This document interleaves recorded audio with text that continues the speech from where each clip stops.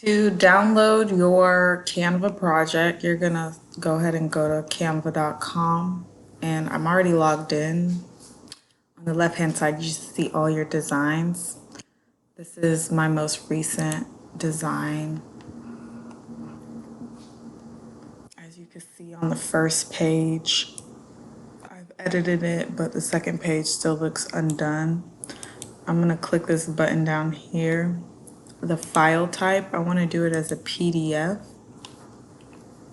2 pages. I'm gonna click download.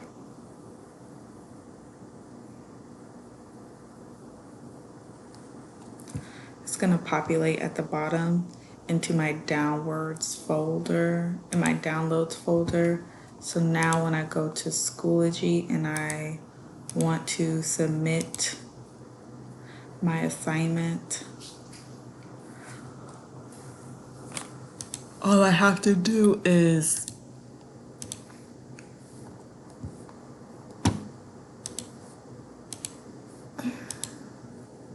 pull it up from my downloads folder. So hopefully that helps students.